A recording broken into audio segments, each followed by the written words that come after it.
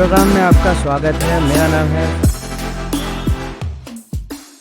Advocate पीडिया cast में आपका स्वागत है। मेरा नाम है फ़याज़ ख़ालिद और आज हम जिस गेस्ट को इनवाइट किए हैं उनका नाम है निशांत वर्मा।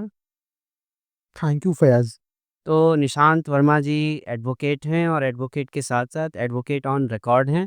सुप्रीम कोर्ट में प्रैक्टिस करते हैं और इन्होंने खुद के दम पे स्ट्रगल करके बहुत कम टाइम में बहुत सी चीज़ें अचीव की है स्ट्रगल के दौरान ही, जिनमें एक अचीवमेंट इनका ये रहा कि इन्होंने आई गेस फर्स्ट अटेम्प्ट में अपने एओआर का एग्ज़ाम अटेम्प्ट किया और उसके बाद पास आउट हुए और सुप्रीम कोर्ट के एडवोकेट बने। तो इनकी लाइफ़ के जो स्ट्रगल रहे हैं, मैंने थोड़ा इनसे बातचीत की है। थोड़ी बातचीत करने पे मुझे ये समझ आया कि इनकी लाइफ़ के 4 टू 5 फ़ेज़ रहे हैं स्ट्रगल के, जिसमें एक फ़ेज़ इनके बचपन का भी है, इन्होंने अपना बचपन किस स्ट्रगल के साथ मतलब बचपन से बड़े हुए, उसके बाद किस तरह से इन्होंने पढ़ाई के दौरान एक बेसिक एजुकेशन के दौरान क्या स्ट्रगल इन्होंने की, उसके बाद जब एक लॉ में एंट्री हुई इनकी, तो इनकी एक अलग जर्नी रही। फिर उसके बाद इन्होंने लिटिगेशन जैसे चैलेंजिंग करियर चूज़ किया और फिर कैसे स्ट्रगल्स रहे, किस तरह से इन्होंने सीनियर्स के साथ रह के काम किया और क्या-क्या चीज़ें सीखी, फिर कैसे एडवोकेट ऑन रिकॉर्ड का एग्ज़ाम अटेम्प्ट किया, उसके लिए क्या स्ट्रगल किए, फिर उस एडवोकेट ऑन रिकॉर्ड के बाद का क्या स्ट्रगल है। ओवरऑल बार में रहते हुए इनके साथ जो इनका अपना एक एक्सपीरियंस है, वो आज हमसे शेयर करेंगे। हम जानने की कोशिश करेंगे रेलेवेंट चीज़ें जो सर हमें रेलेवेंट बात ही बताएँगे, जो आप सब लोगों के फ़ायदे की होंगी। और सर की लाइफ से भी हम कुछ इंस्पिरेशन लेंगे कि किस तरह से सर ने स्ट्रगल करके आज सुप्रीम कोर्ट के लॉयर हैं। तो सर आपका बहुत-बहुत स्वागत है इस प्रोग्राम में। थैंक यू फैज़। और सर आपसे मैं यही जानना चाहता हूँ कि आप पहले फर्स्ट ऑफ ऑल व्यूअर्स को थोड़ा आप अपने बारे में बताएँ और आप अपने बचपन की जर्नी से शुरू कीजिए, किस तरह से रही? और ये एक ओपन डिस्कशन है। यहाँ पे हम कोई प्रोफ़ेशनल यूँ कहें कि इंटरव्यू नहीं कंडक्ट कर रहे हैं, बल्कि हम एक-दूसरे से डिस्कोर्स कर रहे हैं, लीगल डिस्कोर्स जिसमें सारी चीज़ें कवर होती है क्योंकि लाइफ़ लॉयर्स की जो लाइफ़ है, पर्सनल लाइफ़ भी कहीं लिटिगेशन में इफ़ेक्ट करती है, इम्पैक्ट पड़ता है उन सब चीज़ का। तो आपकी किस तरह की पर्सनल लाइफ़ रही, बचपन का स्ट्रगल क्या रहा, कैसे एजुकेशन लिए, किस तरह से रहा? ये सारी चीज़ें आप जिससे कि हमारे व्यूअर्स जानें और समझें कि एक लीगल करियर में आना, जबकि आपके पास इतने चैलेंजेस थे, इतनी डिफ़िकल्टीज़ थी, तो किस तरह का रहा ये जर्नी आप अपने ही ज़ुबानी बताएँगे? तो सर इंट्रोडक्शन से आप प्लीज़ शुरू कीजिए। तो मेरा बर्थ बिहार में एक छोटा सा जगह है, छपरा, वहाँ हुआ। पटना से 80 किलोमीटर्स है, वहाँ मेरा बर्थ हुआ। मेरे फादर डिस्ट्रिक्ट कोर्ट प्रैक्टिशनर थे, मदर स्टेट गवर्नमेंट एम्प्लॉयी थी। तो जब हम 6 साल के थे तो मेरे पेरेंट्स डेथ कर गए थे। वो एक पिलग्रिमेज गए हुए थे, वहाँ पे एक्सीडेंटल डेथ हो गया उनकी। तो हम मेरा एक छोटा भाई और मेरी 2 बड़ी बहन है, तो मैं और मेरा भाई कि स्कूल फीस माफ़ हो गई, हम लोग प्राइवेट स्कूल से पढ़े हैं, सीबीएसई बोर्ड से पढ़े हैं और मेरी बहन का गवर्नमेंट स्कूल से दोनों बड़ी बहन पढ़ी है। तो मेरा घर एक बना हुआ था, तो मुझे उससे रेंट आता था, तो बहुत स्ट्रगल तो नहीं हुआ लेकिन प्रॉब्लम बहुत था। तो 10th तक केरोसिन लैंप वगैरह में पढ़े, लाइट बहुत कम रहती थी। सीबीएसई बोर्ड से पढ़े, प्रॉब्लम एवरेज ही रहे पढ़ने में, लेकिन चलते जर्नी चली।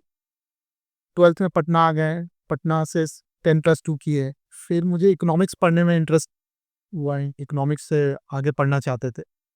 तो मैं बिहार में मेरे होम टाउन से मैं 3 साल का एलएलबी इतना ग्रेजुएशन नहीं होता था, तो फिर मैंने इग्नूज़ में एडमिशन ले लिया। इग्नू से मैंने इकोनॉमिक्स में ग्रेजुएशन किया 2005 टू 2008 और 8 में एग्ज़ाम दिए तो मेरी तबीयत ठीक नहीं रहती, तो उन्हें मेरा दिखलाया डॉक्टर से तो पता नहीं कर पाए। फिर पटना आए हुए थे सिस्टर के यहाँ, तो फिर वो पता चला किडनी की बीमारी हो गई है, तो फिर किडनी डायलिसिस पे मैं 15 महीने रहा। ट्रांसप्लांट हुआ, क्राउड फंडिंग से जान बची है मेरी। आपकी ग्रेजुएशन के दौरान? हाँ, ग्रेजुएशन फाइनल ईयर में थे तो अच्छा, अच्छा। पता तब चल रहा तब है पता किडनी रिलेटेड बीमारी है, तो it was an auto immune disease. Auto immune disease थी, मेरी ही इम्यूनिटी ने मेरी किडनी को डैमेज कर दिया था। डॉक्टर ने ही बताया था, लेकिन बहुत लैटर स्टेज में पता चला 98% दोनों किडनीज़ फेल हो चुकी थी। जी, 15 महीने डायलिसिस पे रहे, फिर चेन्नई या अपोलो में, तो उन्होंने बोला ट्रांसप्लांट करा लो। ट्रांसप्लांट के लिए बहुत स्ट्रगल करना पड़ा। दोनों ने ट्रांसप्लांट हुआ एनी हाउ। उसके बाद 15 महीने रिकवरी पीरियड में थे। 2009 दिसंबर से 2011 तक रिकवरी पीरियड में थे। फिर 11 में ब्रदर इन लॉ ने बोला कि आप एलएलबी कर लो। फादर एडवोकेट थे, तो थोड़ा सा कॉन्फिडेंस आया, कुछ पैसे कमा पाओगे आप। मैंने उनके उनके थ्रू, एक उनके जान पहचान के, तो उनके थ्रू मैंने एलएलबी में एडमिशन ले लिया और फिर एलएलबी पढ़ने लगे। कॉलेज जाते थे और समझते थे, इंटरेस्ट जगा और फिर एलएलबी किए। 2011 टू 14 एलएलबी किए। पटना में एक फ्रेंड के फादर के साथ काम स्टार्ट किए, इंटर्नशिप किए उनके पास। काम देते थे, डिक्टेशन वगैरह देते थे, जजमेंट पढ़ने के लिए देते थे। मतलब कुछ टाइम आपने पटना में भी हाँ, 2014 से 2015 मैंने काम 1 साल आपने पटना में काम एप्लीकेशन प्रैक्टिस की है। किए नहीं किए। तो इनरोलमेंट मिल गया था 14 में, और 15 में मैंने एआईबी पास किया। और 15 दिसंबर में मैंने कांटेक्ट किया, फेसबुक पे एक सीनियर थे, उनसे कांटेक्ट किया, सर दिल्ली आना चाहते हैं, क्योंकि पटना में इनकम नहीं हो पाती थी, मोटिवेशन नहीं बन पा रहा था, कुछ लर्निंग नहीं हो पा रहा था। सिविल सिविल रिट वगैरह के मैटर थे, क्रिमिनल से related. So it means even you are looking for the reference yes yes, I to was the reference. social media and all. Yes yes, So that I is one of the accidentally contacted him. I accidentally contacted point. him, and he called me in Delhi, come to Delhi and meet me. So I met him in Delhi High Court in his जी, chamber. So he just passed AWAR exam that year. okay. He passed AWAR exam in 2016 February. So however, he referred me to an advocate, his senior, Green Greater Kailash. So I went there and joined his office. He asked me some questions. I gave answer, but it was difficult. तो ये पटना में आपने 1 साल practice की है, कैसा रहा वहाँ का एनवायरनमेंट? क्या चीज़ किस तरह का वहाँ पटना में बहुत प्रॉब्लम है, रेस्पॉन्स? बहुत प्रॉब्लम है। वो काम बहुत रिस्ट्रिक्टेड है। हाई कोर्ट में रिट वगैरह का, जिसके साथ हम काम करते थे उनके पास रिट का था, सर्विस मैटर का था, स्कैट वगैरह का भी काम वो करते थे। लेकिन वो रिसर्च वगैरह उस लेवल का नहीं होता है कि आप एससीसी और बार एंड बेंच लाइव लेवल वगैरह बुक से रिसर्च करते थे। जी, और मुझे बहुत रिस्ट्रिक्टेड काम मिलता था।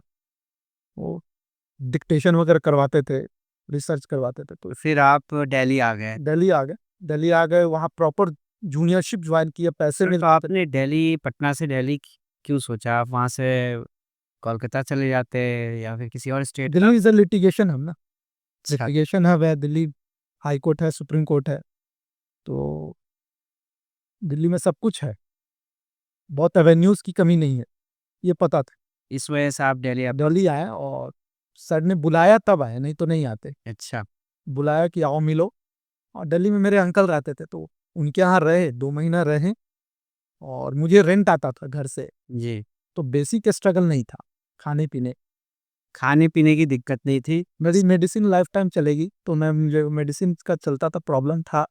लेकिन मैं आई एम इकोनॉमिक, तो मैं मैनेज कर लेता था। अच्छा, अच्छा। फिर उनके पास उन्होंने मुझे रेफ़र कर दिया, जॉब भी मिल गई, काम सीखने लगे, क्योंकि वो रेफ़रेंस से था तो मुझे जॉब मिल गई। लेकिन मुझे क्लैरिटी नहीं थी, रिजॉइंडर एप्लीकेशन, काउंटर एफिडेविट में बहुत कन्फ्यूज़न हो जाता था। जी, और वो डाँटते भी थे, पैसे भी बहुत लेट से देते थे। तो उनके पास 4 महीने के करीब काम किए, फिर छोड़ दिए वहाँ पे। फिर उनके ही जूनियर एक और सर्च कर रहे थे जूनियर्स का, तो फिर मैं वहाँ अप्लाई किया, उन्होंने मुझे बुला लिया, जंगपुरा में ही ऑफ़िस है उनका। वहाँ काम सीखे बहुत, 2-3 साल काम किए, सभी डिस्ट्रिक्ट कोर्ट्स में काम सीखे, हाई कोर्ट में काम सीखे, लेबर कोर्ट का काम सीखे, जी, गुरुग्राम कोर्ट गए, नोएडा में गए, बहुत भाग-दौड़ करते थे, तो लगा कि ऐसे चलेगा नहीं। जी। कुछ 18,000 रुपए मिलते थे, तो ऐसे चलेगा नहीं, नाम नहीं कमा पाएँगे। अब चूँकि नॉन प्रीमियर लॉ कॉलेज से थे, नाम भी कमाना चाहते थे, पैसे भी कमाना चाहते थे, तो लगा कि ऐसे लॉन्ग रन में सर्वाइव नहीं कर पाएँगे। एग्ज़ैक्टली। तो फिर मैं 2017 में मुझे पता चला कि एवार एग्ज़ाम होता है। हुँ। उसके बाद So before you thought to prepare for law exam, AOR exam, Did you have any internship or associateship with any Supreme Court advocate No, that makes you influence for the? where I was working, they had some matters, but not of too much matters in Supreme Court. I अच्छा, तो फिर आपने एवार के exam का पता किया और फिर 2017 में पता चला कि होता है एग्ज़ाम। जी, जी। उदयवास को ड्राफ्टिंग, फाइलिंग, आर्गुमेंट वगैरह की राइट होते हैं। फिर उसके बाद मैंने 19 में मैं एलिजिबल हुआ। 4 साल एज़ एन होना चाहिए और 4 साल के बाद 1 साल ट्रेनिंग करना पड़ता है। Training under any? सीनियर एवार 10 साल एज़ एन एवार रह चुका है। अच्छा, 10 साल जो रह चुके हैं। उनके साथ तो मुझे जो दिल्ली बुलाए थे, उन्होंने ही मुझे सर्टिफ़िकेट दिलवाया कि तुम बैठ जाओ एग्ज़ाम में और तैयारी करो। जी, तैयारी की और तो आपने जो तैयारी की है, किस तरह की तैयारी थी? मैंने तैयारी किया सुप्रीम कोर्ट रूल्स है, उससे आता है। मुझे सर ने नोट्स दिया हुआ था, नोट्स दे दिए थे, प्रैक्टिस प्रोसीड्यूर्स वगैरह का नोट्स दिए थे और एथिक्स के पेपर दे दिए थे। मैंने क्या किया कि मैंने प्रीवियस ईयर्स क्वेश्चन पेपर पूरा बनाया और मैं भूल जाता था, तो मेरे मामा जी बोले कि भूलते हो तो उसका एक उपाय है, लिखा करो, खूब लिखो हाथ से। तो क्या ये क्वेश्चन पेपर प्रिंट आउट दिए और खूब प्रैक्टिस किया, हाथ से लिखे, एक ही क्वेश्चन को 5 बार लिखे सही। आंसर। और सोर्स गूगल और बुक्स, डिफरेंट बुक से मैंने आंसर्स उसका नोट डाउन किया, जो पिछले साल प्रीवियस ईयर्स के questions common paper questions repeat भी हो रहा है, कॉमन क्वेश्चंस रिपीट हो रहे हैं। जी, तो 5-7 साल का क्वेश्चंस मैंने कलेक्ट किया। तो ये मतलब ये प्रिपरेशन कब करते थे? डे टू डे या रात में करते थे, प्रैक्टिस भी करते थे, डेली? जूनियरशिप भी करते हैं डेली। रात में 9 से 12 या 1 बजे तक डेली टेबल पे आप डेडिकेटेड थे इसलिए डेली प्रैक्टिस करते? डेली प्रैक्टिस करते थे। वो एग्ज़ाम मुझे देना था 2020 में, but due to covid it was postponed to 2021 and it exam occurred on December 2021. तो I got so much time for sit preparation.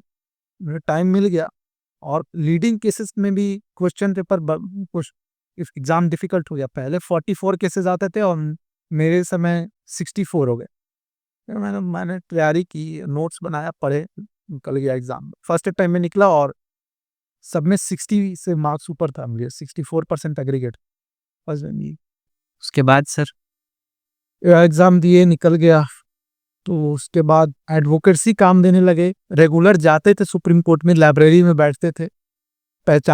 लोग पहचाने कि निकाला एग्ज़ाम, तो काम वगैरह दिए, खर्चे निकलने लगे। और एक फ्रेंड की कंपनी का डिस्ट्रिक्ट कोर्ट का भी काम करते हैं, तो बेसिक प्रॉब्लम नहीं हुई। और नहीं, काम ये तो ये कि 3-4 जगह मैंने काम किया, बहुत काम सीखे। डिस्ट्रिक्ट कोर्ट का काम सीखते हुए, हाई कोर्ट का काम सीखते हुए सुप्रीम कोर्ट आए हैं। डायरेक्ट सुप्रीम कोर्ट नहीं आए। जी, तो ये एक तो ये बेसिक के आपने एओआर का एग्ज़ाम दिया, पास आउट हुए। तो एक स्ट्रगल तो आप जो पहले से कर रहे थे, केसेस डील करना, इधर-उधर जाना, फील्ड वर्क, सारी चीज़ें थी। एओआर की प्रिपरेशन के टाइम पे आपने एक स्ट्रगल की, प्रिपेयर किए, अटेम्प्ट किया, निकल गया। उसके बाद क्या स्ट्रगल रहा?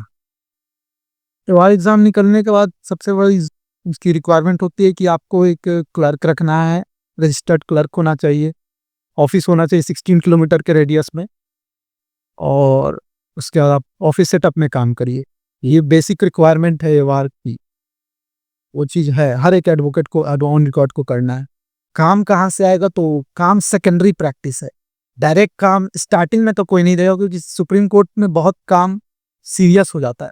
जी, अपीलेट कोर्ट है और हाई कोर्ट से केस डिसमिस होके आते हैं, तो आप अनस्किल्ड या फिर अनट्रेन्ड एडवोकेट नहीं कर पाएगा, उस रिलीफ नहीं दिला पाएगा, और क्योंकि आप हाई कोर्ट जजेस के अगेंस्ट आ रहे हैं, सुप्रीम कोर्ट में अपील फाइल कर रहे हैं, सेल्फी फाइल कर रहे हैं, तो आपको आपकी ड्राफ्टिंग बहुत अच्छी होने रही है। और सॉरी टू इंटरप्ट यू, आपने एक स्ट्रगल तो मुझे ये बताया कि जब आप प्रिपरेशन कर रहे थे, तब आप थियोरेटिकल एस्पेक्ट पे रात को पढ़ते थे, मेमोराइज़ करते थे। प्रैक्टिकल क्या करते थे इसमें, प्रिपरेशन में? हाँ, प्रैक्टिकली मैंने एक एडवोकेट को ज्वाइन किया था एवार एग्जाम निकलने से पहले। वो मध्य प्रदेश के स्टैंडिंग काउंसिल थे। जी, मैंने उनको लाइब्रेरी में रिक्वेस्ट किया कि सर एग्जाम देना है, कुछ काम सीखना चाहते हैं। उन्होंने मुझे बुलाया और उनके पास वो पैसे नहीं देते थे, रेंट दे देते थे, तो काम बहुत सीखे उनके पास। कोर्ट काउंटर एफिडेविट, एसएलपी बनाना, काउंटर एफिडेविट ड्राफ्ट करना, केस कैसे लिस्ट होता है, प्रोसीड्योर्स क्या है, डिफेक्ट्स कैसे रिमूव करते हैं, क्लर्क के साथ बैठे, डिफेक्ट्स क्या मार्क करती है रजिस्ट्री, ये सब सीखे, एक एक चीज अपलोड कैसे होता है, ये सब काम सीखे खुद से। और फिर प्रोसीड्योर्स बहुत सीखे, प्रोसीड्योर्स सीखे तो बाद में प्रॉब्लम नहीं हुई। जब मेरे पास केस आने लगा तो मैं डिपेंड नहीं था, तो ये सब काम सीखे हम बहुत उनके पास। वो स्टैंडिंग काउंसिल थे, उनके पास क्रिमिनल का काम बहुत था और सुप्रीम कोर्ट का ही काम था, तो बहुत काम सीखे उसके उनके पास। अच्छा, ना तो वो उनकी एक्सपेक्टेशन थी कि आप काम अच्छा करिए, काउंटर एफिडेविट बनाइए, मतलब प्रिपरेशन के टाइम पे प्रोसीजरल एस्पेक्ट ज़्यादा बहुत जरूरी है सीखना। ड्राफ्टिंग ऑलमोस्ट सभी लोग कर लेते हैं, वन मोर और less. One more core relevant part is के रिटन ज़्यादा, आई गेस के ड्राफ्ट उसका पिटिशंस वगैरह रिटन में एग्ज़ाम में ज़्यादा लिखना पड़ता है। हाँ, इट्स अ सब्जेक्टिव पेपर। हाँ, सब्जेक्टिव में। 3 घंटे की क्वेश्चन पेपर रहते हैं और आपको बहुत एग्जॉस्टिव रहता है। ड्राफ्टिंग में आधा घंटा ज़्यादा टाइम मिलता है, तो आपको 3 घंटे 5 पिटिशंस ड्राफ्ट करने होंगे, एसएलपी सिविल और हैंड रिटेन। पढ़ के क्वेश्चन पेपर, ट्रांसफर पिटिशन आता है, रिट आता है, ओरिजिनल सूट आते हैं, इस तरह के 3 घंटे 5 पिटिशंस ड्राफ्ट करने रहते हैं। जजमेंट से रिलेटेड भी होते हैं। हाँ, एक लीडिंग केसेस का पेपर होता है, तो उसमें आपको सुप्रीम कोर्ट खुद प्रेस्क्राइब करती है कि आपको इतने लीडिंग केसेस पढ़ने हैं, उसमें से 5 क्वेश्चन आएंगे ओके, जजमेंट ओके, पढ़ना। दोज आर ऑलरेडी सजेस्टेड हाँ, and among them they will be having only 5 in the exam. 5-10 देंगे, ऑप्शनल भी रहता है। अब आपको जो इजी लगे वो आप मीन्स वो सब आप ऑलरेडी थोरो कर चुके होंगे। हाँ, but supreme court maintains it level. Standard question paper रहता है और उतना भी इजी नहीं रहता है, और बाहर से भी एलएलएम करके जो आते हैं उनको भी 1-2 अटेम्प्ट लग ही जाता है। और आपको उसमें मार्किंग स्कीम थोड़ा टफ है, हर पेपर में आपको 50 अबव लाना है और एग्रीगेट 60 होना चाहिए। मैंने सुना है एथिक्स में बहुत चैलेंजेबल। हाँ, डिपेंडिंग अपॉन कौन पेपर चेक कर रहा है। अच्छा, तो मुझे लीडिंग केसेस पेपर ज़्यादा टफ लगा। एथिक्स में किस तरह के क्वेश्चंस होते हैं? वही बीसीआई रूल्स वगैरह से रहते हैं, रूल्स के आपको कंडक्ट कैसे करना है, एडवोकेट एक्ट से क्लाइंट से कम से कंडक्ट कर, फेलो कलीग से कैसे करना है, कोर्ट में कैसे, कोर्ट कोई रीजनिंग भी रहता है? रीजनिंग रीजनिंग रीजनिंग टाइप कुछ नहीं रहता। जजमेंट्स वगैरह रहते हैं, कंटेम्प्ट ऑफ कोर्ट रहता है, और एडवोकेट एक्ट पे रहता है, मिसकंडक्ट पे रहता है, इस तरह के केसेस रहते हैं। क्या क्या इस तरह के रहते हैं? कॉन्स्टिट्यूशन ऑफ इंडिया के किसी आर्टिकल का प्रोविजंस दे दिया और पूछ लिया कौन सा आर्टिकल है? डायरेक्ट कुछ नहीं रहता है, ऐसा नहीं रहता सब अप्लाइड क्वेश्चंस रहते हैं, डायरेक्ट कुछ नहीं रहेगा। क्योंकि अब तो ये भी नहीं बताते हैं कि आपको एसएलपी बनाना है, वो एक सिनेरियो दे देंगे और उसमें आपको एप्लीकेशन ऑफ माइंड टेक करना कि क्या बनेगा। रिट बनेगा, तो रिट में भी कौन सा प्रेयर बनेगा, और सेक्चुअरी का प्रेयर बनेगा कि मैडमस का, ये और all about application of mind. आप अगर आपकी क्लैरिटी नहीं है तो आप नहीं बना पाओगे।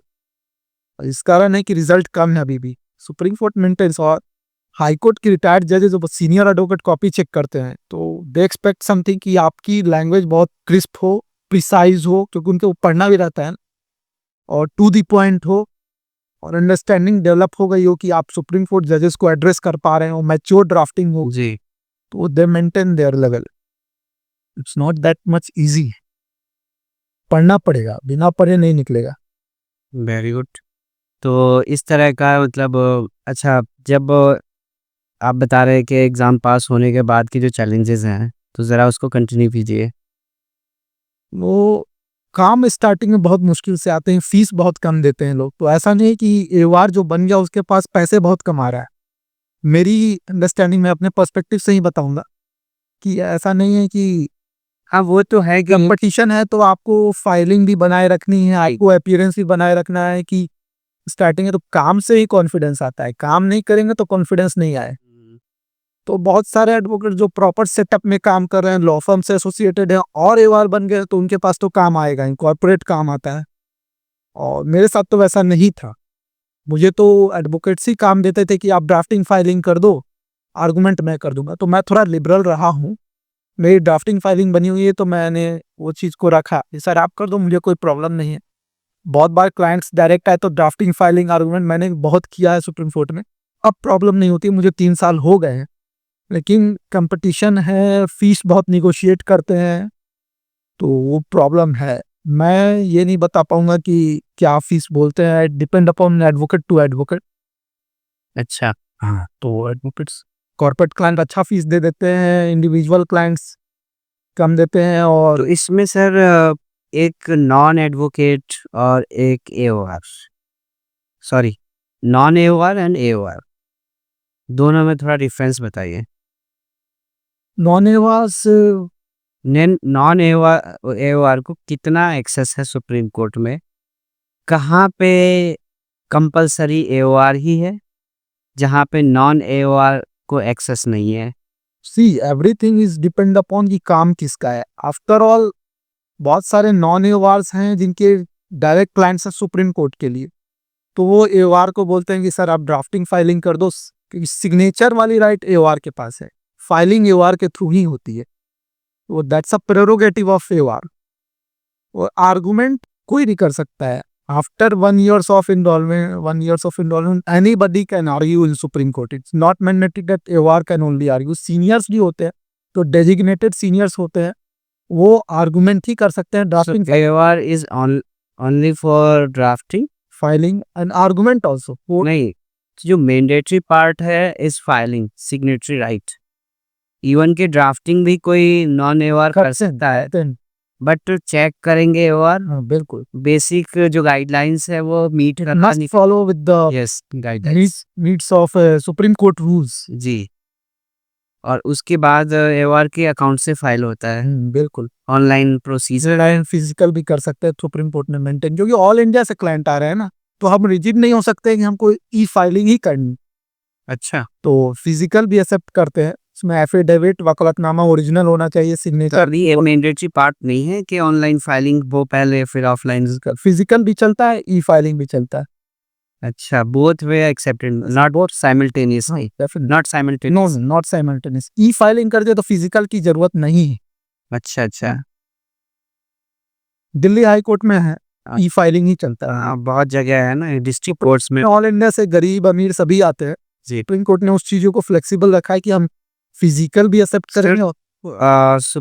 जो लोग जैसे केरला में हैं, साउथ में, नॉर्थ में, वेस्ट में, जहाँ से रिमोटली अगर वो ऑनलाइन फाइलिंग, अगर सपोज कीजिए वहाँ एओआर है, तो एओआर ने ऑनलाइन फाइलिंग कर दी और एओआर या कोई भी काउंसिल आर्ग्यू कर दिया, तो आपको क्या लगता है कि उनको सुप्रीम कोर्ट आना ज़रूरी है?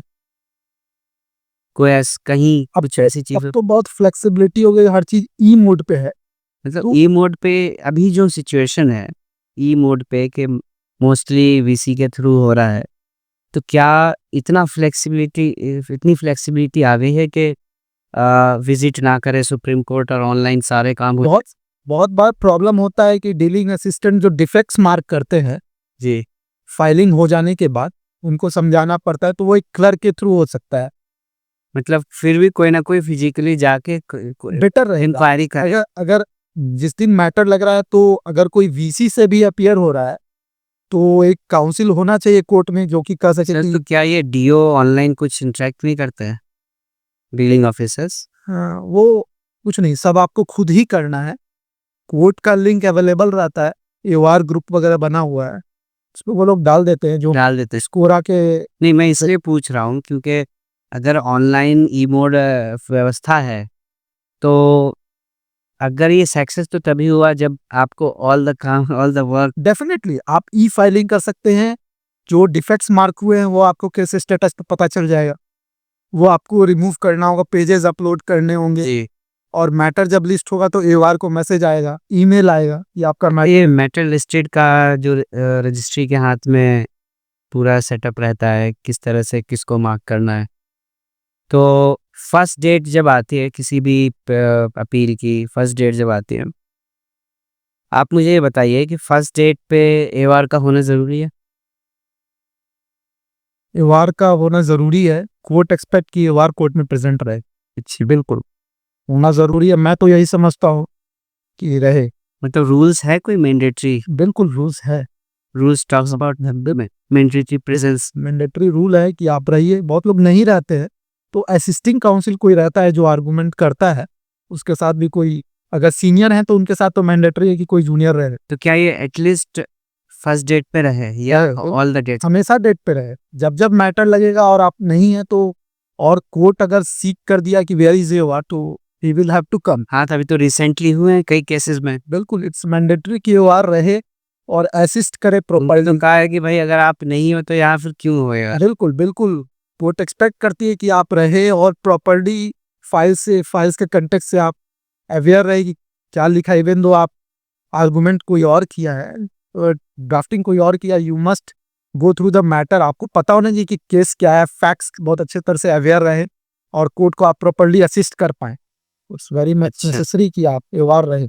तो कहीं न कहीं जो नॉन एओआर हैं, हुँ। उनको कॉम्प्रोमाइज़ करना पड़ता है एओआर के साथ कि भाई मैंडेटरी है, रूल्स के अकॉर्डिंग है, हुँ। एओआर का रहना भी ज़रूरी है, फीस भी शेयर होता होगा। फीस वो देते हैं, नॉन एवार्स अगर काम कराते हैं तो देते हैं, या ज़ाहिर-सी फिर बात है। डायरेक्ट। मेरा अभी तक का एक्सपीरियंस बस यही है कि जिसके पास काम आया, क्लाइंट डायरेक्टली जिसके पास आया वही मालिक है। वो बोलता है कि सर आप ड्राफ्टिंग फाइलिंग कर दो, ये फीस रख लो, कुछ पैसे मैं रख लूँगा और आर्गुमेंट कोई भी कर लेगा। एवार रहते हैं और आर्गुमेंट कोई भी कर लेता है।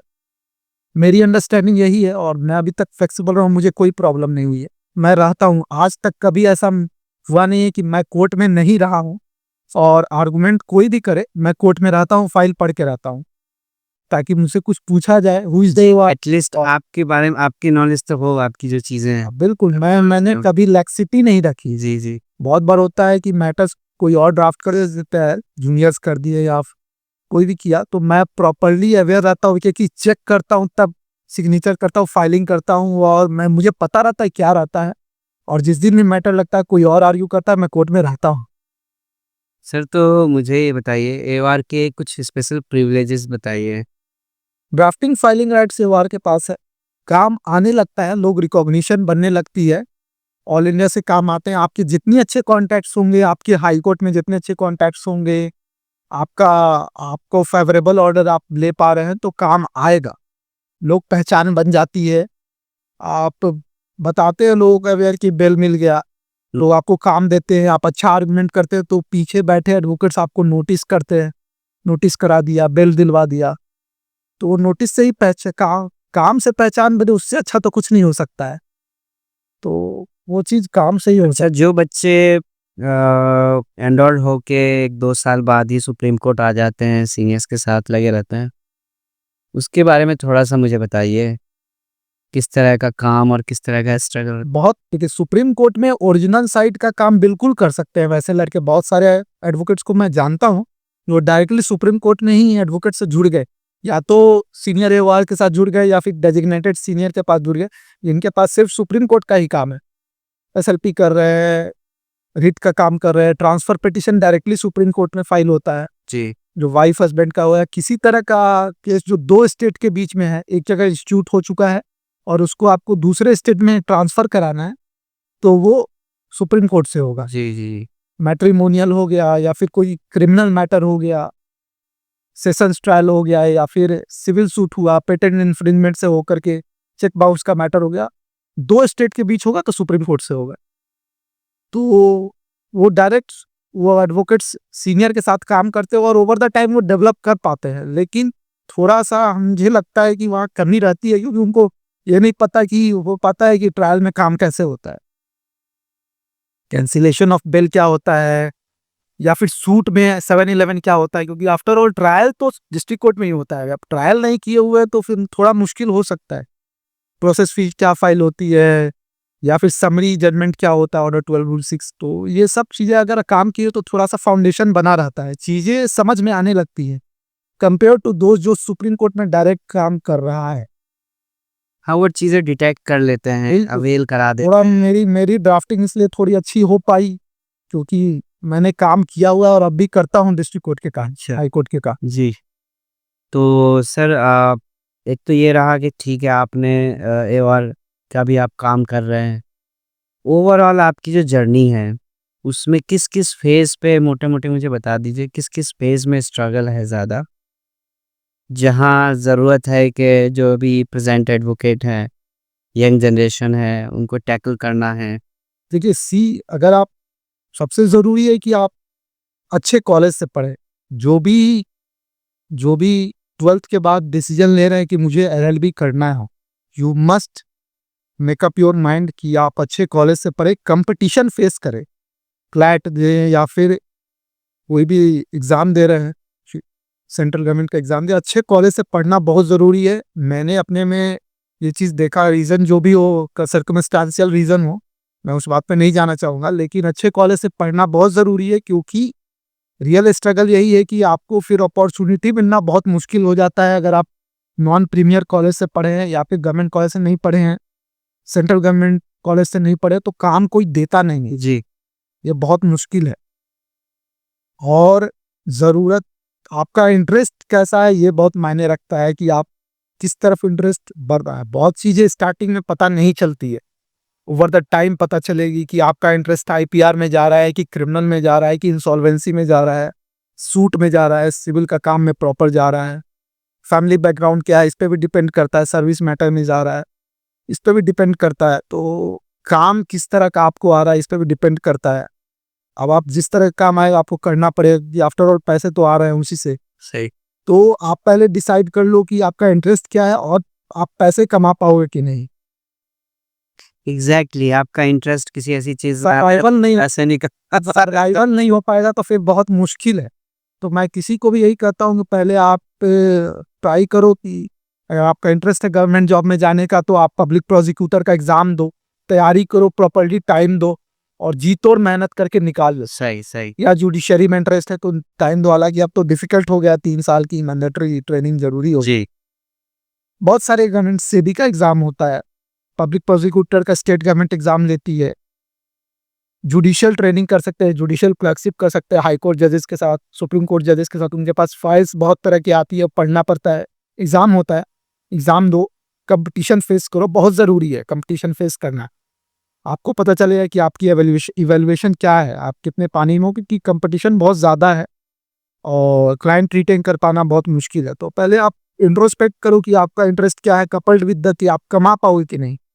हुँ, और स्टार्टिंग में काम मिलना बहुत मुश्किल है, इसलिए आप डिसाइड कर लो कि आप क्या करना चाहते हो। आप कॉर्पोरेट लॉ फर्म में जाना चाहते हो, बहुत यंग स्टूडेंट्स, यंग कैंडिडेट्स का ये होता है कि मुझे टायर 1, टायर 2 लॉ फर्म में जाना है। काम मिल सकता है डिपेंडेंट कि आपकी कॉलेज की पढ़ाई कैसी रही है, आप कैसा एकेडमिक रिकॉर्ड्स रहा है और आपका कॉलेज कैसा है। आफ्टर ऑल मेरा क्या एक्सपीरियंस है कि वो लॉ फर्म वाले मोस्टली एनएलयू वगैरह के भी कैंडिडेट को प्रेफर करते हैं। तो आपकी इंटर्नशिप कैसी रही है इस पे डिपेंड करता है। तो अगर हो जाता है तो बहुत अच्छा, नहीं तो आप अप्रोच करो और डायरेक्ट मिलो। Mail is not sufficient, social media is not sufficient. आप जाके एडवोकेट से मिलो, फेस टू फेस इंटरैक्ट करो और उसके बाद रिक्वेस्ट करो पोलाइट होकर के। हो सकता है आपको काम ना दे, उनके पास काम ना हो, उनके पास इतनी पेइंग कैपेसिटी ना हो कि वो आपको कुछ पैसा दे सके। ये आपके ऊपर डिपेंड करता है कि आपका बैकअप कैसा है, फाइनेंशियल बैकअप कैसा है। आप किसी को कम पैसे में काम ज्वाइन कर सकते हो कि नहीं, आपके ऊपर डिपेंड कर सकता है, क्योंकि आप दूसरे को नहीं सुधार सकते हो तो आपको खुद को सुधारना होगा। एग्ज़ैक्टली। तो आपको अपना आफ्टर ऑल आपको काम तो सीखना है और मैं ये कहूँगा कि आप जल्द से जल्द आप काम अपने पैर पे खड़ा हो जाओ, बेटर तो यही रहेगा। आप क्लाइंट जनरेट करो, अब वो कैसे होगा वो मैं नहीं बता सकता हूँ। वो ओवर द टाइम ही आए, कॉन्टैक्ट से आएगा। आप फेवरेबल ऑर्डर लाते हो, आप अच्छा आर्गुमेंट करते हो, आपकी ड्राफ्टिंग अच्छी है, तो बहुत हो सकता है कि आपको सिर्फ ड्राफ्टिंग के लिए काम आए, उससे आप पैसे कमा लोगे। तो चीज़ें एक रात में नहीं होने वाली है, take time, it will take time.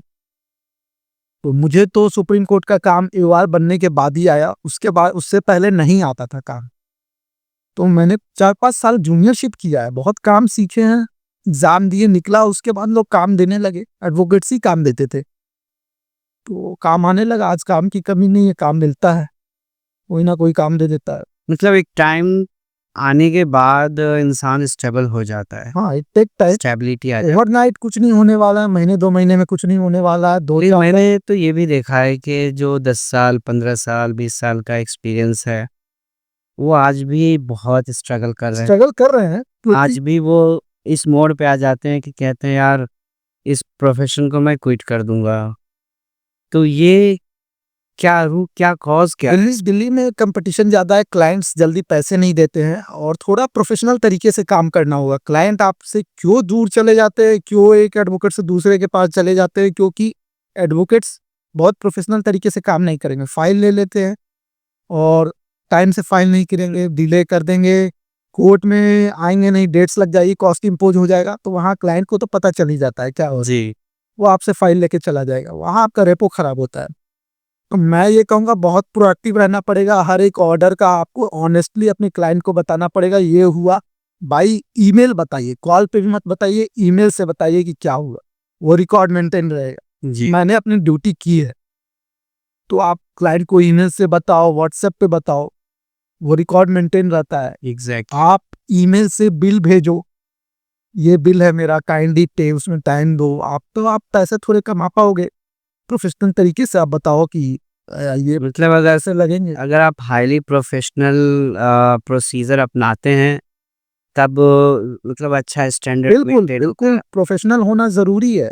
आप नहीं प्रोफेशनल रहोगे तो लोग आपको सीरियसली नहीं लेंगे, आपको मतलब काम बहुत सी चीज़ें जैसे कैज़ुअल वे में होती है, like you said to raise a bill through email. I don't think ज़्यादातर मामले में ये हो पाएगा, क्योंकि वो डिफ़िकल्ट इंडिविजुअल होता है, वो ब डिफ़िकल्ट होता है, बहुत सारी इंडिविजुअल क्लाइंट क्लाइंट्स ईमेल वगैरह यूज़ इवन या नहीं करते, लेकिन आप उनको व्हाट्सएप करो, उनको बताओ, कॉल पे बताओ, ईमानदार होगा तो ज़रूर बताए कि वकील साहब आपने बता दिया था। जी। उनको बताओ नेक्स्ट डेट क्या है, किस लिए लगा है, क्या हुआ, बताओ तो वो समझेगा कि ये वकील प्रॉम्प्ट है और फिर वो आप पे ट्रस्ट करेगा आपको और क्लाइंट ही दूसरा क्लाइंट लाके देगा अगर आप अच्छा रिजल्ट दे। मैंने आज तक कभी एडजर्नमेंट नहीं लिया, कोर्ट टाइम से पहुंचता हूँ, मुझे पता है कि अगर अच्छे से काम नहीं करेंगे तो फिर वो चला जाएगा क्लाइंट मेरे पास। नहीं, आपकी तो स्टोरी काफ़ी इंस्पिरेशनल है, और जैसे आप बचपन में आपके पेरेंट्स एक्सपायर हो गए, आप बिना माँ-बाप के स्ट्रगल किए, पढ़ाई-लिखाई आपके आई गेस दादा ने आपको बिल्कुल, मेरे ग्रैंडफ़ादर ने मुझे ब्रिंगिंग किया लेकिन 10 साल के थे तो वो भी एक्सपायर कर गए थे। बताइए उसके बाद किस तरह से आपने मतलब सुप्रीम कोर्ट का एडवोकेट बनना है, एडवोकेट ऑन रिकॉर्ड, एक जज ही इंसान, चलो एक लास्ट वो रहता है कि एक जज बन जाए, बट उससे पहले तो ये लास्ट सुप्रीम कोर्ट आना मेरा ड्रीम था। सुप्रीम कोर्ट जी। आना मेरा ड्रीम था। तो आपने इस ड्रीम को अचीव किया मुझे आना था, मैं बहुत डिटरमाइंड था कि फर्स्ट अब अटेम्प्ट में ही बताइए, जिन लोगों के पेरेंट्स हैं, जिन लोगों के पास मतलब सारे रिसोर्सेज हैं, उन लोगों के साथ भी मतलब ये रहता है कि भाई सुप्रीम कोर्ट का एडवोकेट कैसे बने, तो एक ड्रीम, एक चीज़ें रहती है, और आपके पास तो कुछ ना होते हुए भी आपने स्ट्रगल किया, स्टेप डिफरेंट। रीज़न यही था कि मुझे पहचान नहीं मिल रही थी, मैं पैसे नहीं कमा पा रहा था और बाहर से आए वकीलों के लिए सुप्रीम कोर्ट थे, अच्छा जगह है। देखिए, पहचान है, हर चीज़ है, इंसान काम करता है तो हर चीज़ वजूद में आती है। आपने सुप्रीम कोर्ट का एडवोकेट बनने का ख्वाब देखा और उस पे मेहनत की है, और सबसे बड़ी बात ये है कि फर्स्ट अटेम्प्ट में आपने निकाला। ये जो अभी हमारे गेस्ट आए हुए थे, एक आई गेस उनका थर्ड अटेम्प्ट था, उन्होंने थर्ड अटेम्प्ट में निकाला। कुछ का मैंने सुना भी है कि वो एक अटेम्प्ट में नहीं निकाल पाते। नेशनल लॉ यूनिवर्सिटी या बाहर से पढ़े हुए लोग जो यूके यूएसए से आते हैं उनको 2 अटेम्प्ट लग जाते हैं। ना बताइए, और आप तो बिहार का नाम रोशन कर दिए। हाँ, मुझे प्रॉब्लम नहीं हुई, मैंने बहुत डिटरमाइंड था कि पहले अटेम्प्ट में निकालना है क्योंकि फिर दूसरा अटेम्प्ट देने का एफर्ट नहीं कर सकते थे, लेट हो रहा था, जी। प्रेशर बढ़ रहा था, करियर सेटअप नहीं हो पा रहा था, age is catching on, age बढ़ रही थी, तो सेटलमेंट नहीं हो पा रहा था, तो आई वाज डिटरमाइंड कि अब बाय हुक और बाय क्रुक जान झोंक देना है, निकाल लेना है, डिटरमाइंड थे तो इसलिए। आई 2014 से 12 से एनरोलमेंट 2014 का 14 से है। और मैंने 1 साल पटना में काम किया, 2016 से मैंने दिल्ली में काम स्टार्ट किया, 15 दिसंबर में आ गए थे। तो overall you have 11 years of experience. Around its getting 11. Yes, so within 11 years of experience, you are the member of multiple bars. I am member of High Court, Delhi High Court Bar Association, Supreme Court Bar Association and Supreme Court Advocate on Record Association. हम्म, तो जब आप members हैं इतनी सारी चीज़ों की, आपको बाहर से कोई शिकायत है? ऐसा है, ओके। बार थोड़ा सा लेक्चर वगैरह ऑर्गेनाइज करा सकती है, वेलफेयर के लिए काम कर सकती है। आप बार एसोसिएशन का रोल यही है कि आप ट्रेनिंग दो एडवोकेट्स को, जो फर्स्ट जनरेशन है उनको लिए नहीं, फंड तो उनके पास भी इकट्ठा होते हैं, पैसे बहुत है सुप्रीम के पास। यूटिलाइज देयर SCBA के पास पैसे बहुत आते हैं मेंबरशिप के नाम पे। वो ट्रेनिंग करा सकते हैं, कोई एडवोकेट को बीमार हो गया उसको पैसे दे सकते हैं। कोविड में उन्होंने हेल्प भी किया, कोविड में उन्होंने 25-25 हजार रुपए दिए मेंबर्स को। हाँ बिल्कुल, जो परमानेंट मेंबर्स थे 25 हजार रुपये सबको मिला है। तो मैं ये नहीं कहूँगा कि उन्होंने नहीं दिया। और लेकिन कोई अगर हैंडीकैप हो जा रहा है, कोई क्रोनिक बीमारी से कैंसर हो जा रहा है, किडनी बीमारी हो जा रही है, तो bar must be proactive and financially aid him. ये चीज़ चाहिए, होता भी है, बार के मेंबर्स हेल्प करते हैं, लेकिन थोड़ा है कि वो ये नहीं पता करते कि कौन किस लेवल पे स्ट्रगल कर रहा है। थोड़ा सा वो चीज़, हाँ वो एक काम कर सकते हैं कि वो जूनियर्स जो मेंबर हैं उनको कहीं प्लेस कराने में हेल्प कर सकते हैं। अगर ये काम वो करने लगे तो मेरी समझ में उससे बहुत हेल्प मिलेगा। जो 1 साल 2 साल के हैं और काम करना चाहते हैं, किसी अच्छे सीनियर के साथ जुड़ के काम सीखना चाहते हैं, कोर्ट की प्रैक्टिस सीखना चाहते हैं, तो मैं यही कहना चाहूँगा कि bar must be proactive, must take steps to get them placed with good advocates who has good lawyering practice in supreme court और हाई कोर्ट। बिकॉज मेरी क्या समझ है कि हाई कोर्ट में बहुत काम है, हाई कोर्ट के एडवोकेट से आप दिल्ली में काफ़ी अच्छा कमाते हैं कंपेयर टू सुप्रीम कोर्ट। मैं सुप्रीम कोर्ट AOR बनने से पहले हाई कोर्ट में बहुत काम किया हूँ। हाउएवर सुप्रीम कोर्ट में काम ज़्यादा आने चाहिए, इसलिए कि ऑल ओवर इंडिया से बहुत काम रिफाइंड भी हो जाता है ना, और 3,500-4 हजार AOR है, डिस्ट्रीब्यूट हो जाते हैं। लॉ फर्म्स के भी जो एडवोकेट्स है वो AOR है, कॉर्पोरेट काम उनके पास चला जाता है, काम आता है लेकिन रिस्ट्रिक्टिव है। जैसे ओरिजिनल साइट का काम बहुत कम है, रिट है, ट्रांसफर पिटिशन वगैरह है, आर्टिकल 32 और ट्रांसफर पिटिशन 139 वगैरह में फाइल होता है। लेकिन अब जैसे दिल्ली हाई कोर्ट में है कि 226 का एम्बिट बहुत ज़्यादा है, आर्टिकल 226 कंपेयर टू 32। वहाँ बहुत तरह का, वहाँ 32 में आप सिर्फ फंडामेंटल राइट के वायलेशन के अगेंस्ट फाइल कर सकते हैं, 226 में कोई सर्विस मैटर आया आप फाइल कर दिए, तो काम ज़्यादा है हाई कोर्ट में। तो ओरिजिनल सूट फाइल होता है, IPR का सूट सब हाई कोर्ट में फाइल होता है, ठीक है ना। अब तो ट्राइब्यूनल्स IBC का मैटर चला जाता है NCLT वगैरह में। हाँ, IBC का तो सेपरेट है। दिल्ली में थोड़ा पेइंग क्लाइंट से पैसे थोड़े ठीक मिल जाते हैं, तो दिल्ली हाई कोर्ट में काम बहुत अच्छा है, मेरी अंडरस्टैंडिंग है। So are you satisfied with this profession? अब मुझे काम से खुशी होती है कि भाग दौड़ कम है, सुप्रीम कोर्ट में भाग दौड़ कम है, प्रोसीड्योर्स कम है, नोटिस होता है, उसके बाद काउंटर एफिडेविट फाइल होता है, दोनों पार्टी को सुन के जज साहब ऑर्डर पास कर देते हैं, आइदर अलाउ और डिसमिस। लेकिन डिस्ट्रिक्ट कोर्ट में बहुत भाग दौड़ है, रिटन स्टेटमेंट आएगा जी, इश्यूज फ्रेम होंगे, बहुत इशू है, ट्रायल होगा, उसके बाद जजमेंट होगा, तो it take too much time. और कोई भी अपोजिट काउंसिल डेट ले लिया, जज साहब नहीं है, तो इट टेक मिनिमम एक छोटा मैटर भी सालों खींचता है। उसमें कोई पार्टी आके IA लगा दिया, अब IA से रिप्लाई फाइल करिए। मेरे क्रिमिनल मैटर में 7 साल से अभी चार्ज फ्रेम नहीं हुआ, तो टेक टू मच है। तो डिस्ट्रिक्ट कोर्ट का मैटर में टाइम बहुत लग जाता है। सुप्रीम कोर्ट ने ये luxury, I will say it's a luxury कि केस डिस्पोजल कम समय में होता है कंपैरेटिवली, और काम थोड़ा इजी है प्रोसीड्योर वाइज। तो सर कुछ और अगर आप हाइलाइट्स बताना चाहेंगे बच्चों को तो बताइए। मैं यही कहूँगा कि अगर आपको कहीं जॉब मिल जाती है तो बिल्कुल करे। फर्स्ट ऑफ ऑल ट्राई करें कि कहीं जॉब लग जाए, सेंट्रल गवर्नमेंट जॉब लग जाए, या पब्लिक प्रोसिक्यूटर, या फिर जो आप चाह रहे हैं, या फिर लॉ फर्म में। लिटिगेशन बहुत आपको अंदर से कॉल आनी चाहिए कि आपको लिटिगेशन ही करना है, और तब कहीं शार्प बनना पड़ेगा, सोशल कॉन्टैक्ट्स डेवलप करना पड़ेगा, आर्टिकल्स लिखिए, रिकॉग्निशन बनेगा, आर्टिकल सेंड करिए, और से आपको पता चलेगा, आप हाईलाइट होंगे कि अच्छा लिख रहा है, इसकी व्यूज़ अच्छे हैं, ओपिनियन अच्छे हैं, लोग रिकॉग्नाइज करेंगे। कोर्ट रूम में अपीयरेंस लीजिए। स्टार्टिंग में माइट भी आपको, अगर आप किसी के साथ जुड़े हैं तो आपको इफेक्टिव आर्गूमेंट्स ना मिले, आपको मिसलेनियस आर्गूमेंट्स मिलेगा कि एडजमेंट ले लो, या फिर प्लीडिंग्स कंप्लीट हो गई तो अपीयर हो जाओ। तो कोई भी फाइनल आर्गूमेंट के लिए काम नहीं देगा। अगर आप कहीं जूनियरशिप कर रहे हैं वो खुद करेगा, लेकिन आप इससे निराश ना हो, और इट विल टेक टाइम।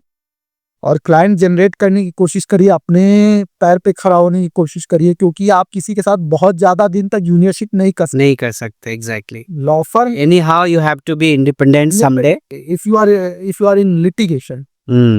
और जूनियरशिप तो नहीं कर सकते, मेरी क्या समझ है। लॉ फर्म में है तो बहुत अच्छा है, लॉ फर्म में पैकेज अच्छा है।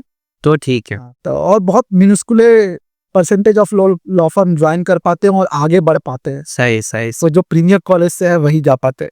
ये है रियलिटी, नहीं ये तो है, आई आई एग्री। इसमें कुछ सेकंड ओपिनियन नहीं हो सकता है। और वो ठीक भी देते हैं अच्छे ठीक भी है, अगर अच्छे पैकेज है तो वो ठीक भी है, और कॉर्पोरेट स्ट्रगल नहीं करना पड़ेगा कॉर्पोरेट फिर। क्लाइंट्स वहीं जाते हैं। तो और आपको एक ब्रांड डेवलप करना बहुत टाइम लगेगा। प्रोफेशनल तरीके से काम करिए, ऑफिस सेटअप के साथ काम करिए, काम आएगा, काम की कमी नहीं होगी। काम बहुत है, डिफरेंट फोरम्स है, एवेन्यूज की कमी नहीं है।